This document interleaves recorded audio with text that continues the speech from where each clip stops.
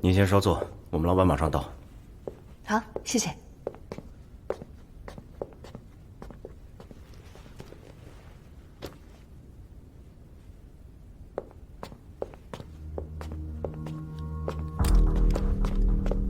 别动！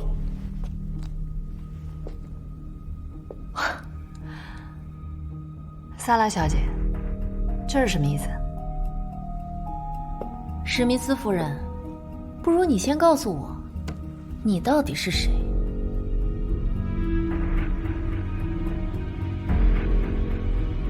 回答我，你是谁？你不擅长伪装身份，如果实在想不到办法的话，宝宝，你学学我，浮夸又自信的演技。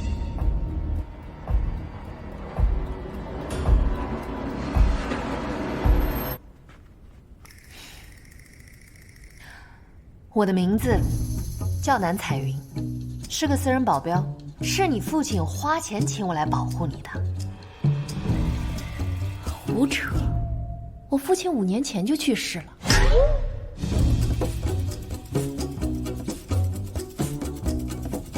是，你父亲确实5年前已经不在了，但是他一次性付了我10年的报酬，而我是一个讲原则的保镖，哪怕雇主已经死了，我也会信守诺言，完成我的工作。你以为我会信你的鬼话？那个重男轻女的混蛋根本不在乎我的死活，更不可能花钱给我雇什么保镖。住口！你个无知小儿，你怎么能这么说你父亲呢？你太不了解他了。他跟我说过，他这辈子最后悔的事情就是没有跟你说他爱你。是，他重男轻女，但你知不知道，你是他所有孩子里最器重的那一个。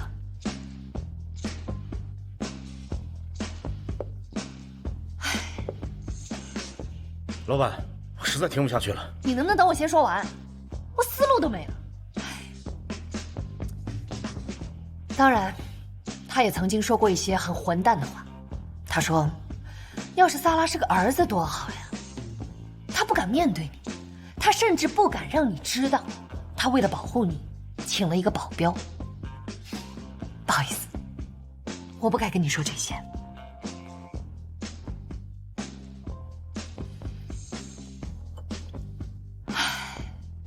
老板，你别听他瞎说，他接近你肯定是有目的的。你还有脸说呢？我问你，昨天萨拉在酒店里被迷晕，还差点被暗杀，当时你在哪儿？他怎么知道我昨晚被暗杀？我再问你，今天萨拉的酒里被下毒，还差点被害死的时候，你又在哪儿？说话呀！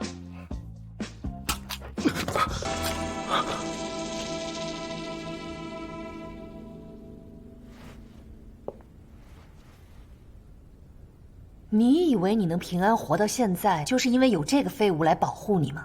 如果没有我，你早死了800回了。没用的东西！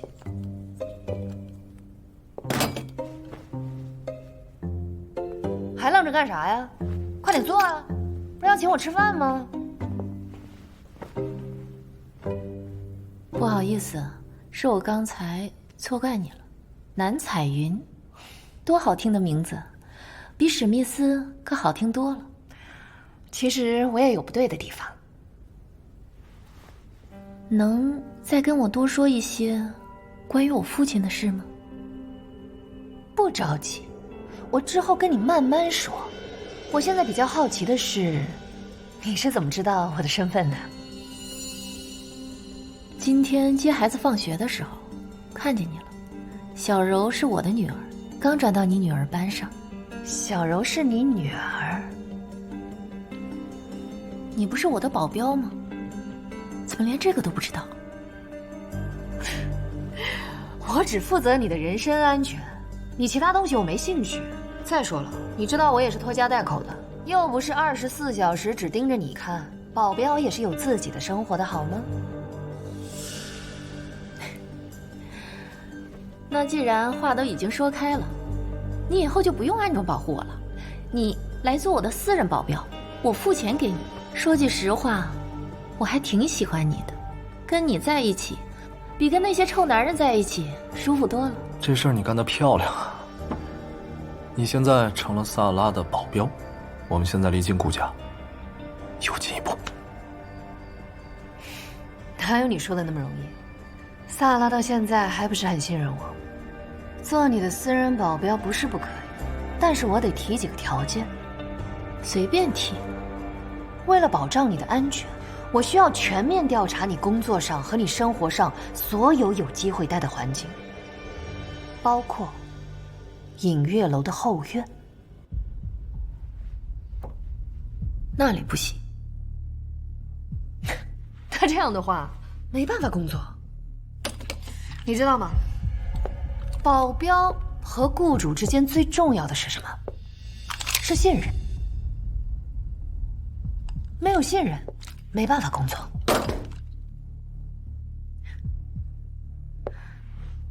除了这个，任何事我都可以答应你。好，我不勉强你。不过有一个事情我必须要知道，就是你的人际关系。你最近2次连续被暗杀，我查到是你老公买凶杀人。这个你放心，我老公今天已经被正式逮捕了，他以后没机会了。可是据我调查所知，这件事跟顾家很有可能有关系。你还知道顾家？他到现在还不让我进后院，而且只要我每一次提到顾家，他都会终结话题。我家跟顾家是世交，这个你不用操心。顾家不喜欢抛头露面，所以关于顾家的话题到此为止。说明他对我是有顾忌的。路要一步一步走，事情要一步一步来。现在已经有了一个好的开端，来庆祝一下。来。不过我还发现一件事。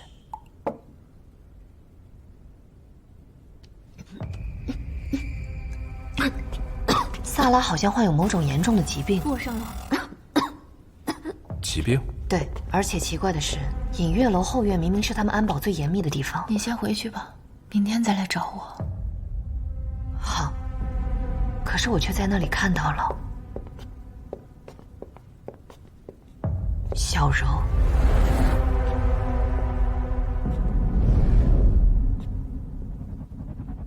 不过，小柔毕竟是他的女儿，出现在那里也不算奇怪。算了，喝酒吧。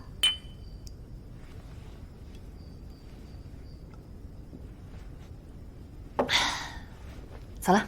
其实这2个人喝酒，不是单纯的喝酒，而是可以在一起多待一会儿。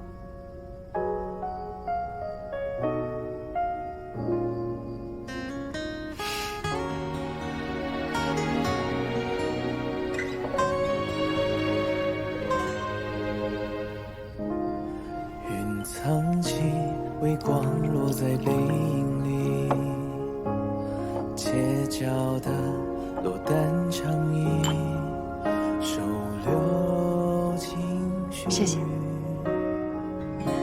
在夜空里月的轨迹，缝补着为悲伤疗愈，想靠近的勇气，驱散我的逃避。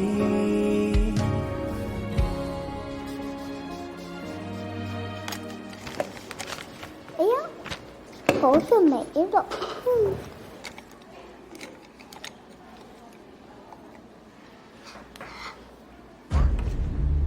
小柔，小柔，小柔，小柔。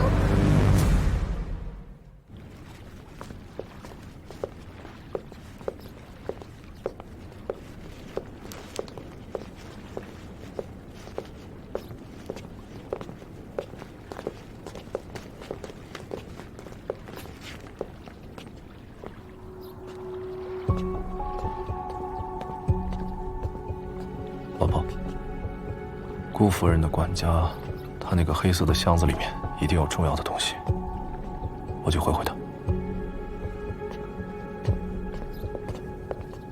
南彩云，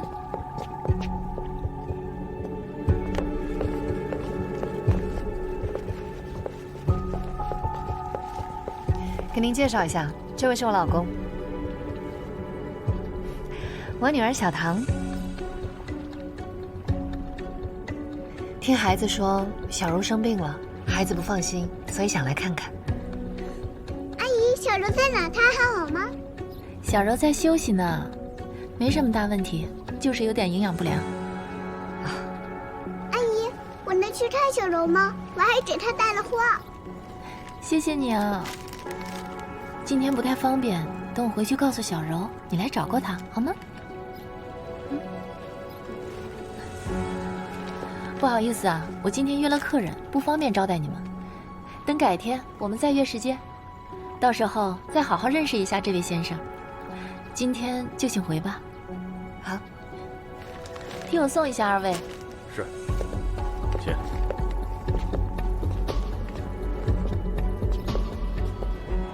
你不是说他昨天病得很严重吗？怎么今天跟没事人似的？我也纳闷呢，小柔的病也太突然了。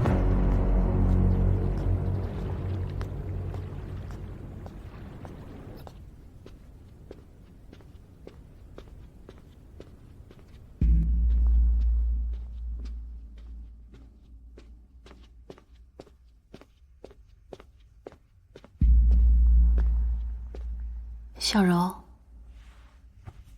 妈妈需要你，再帮帮妈妈，好吗？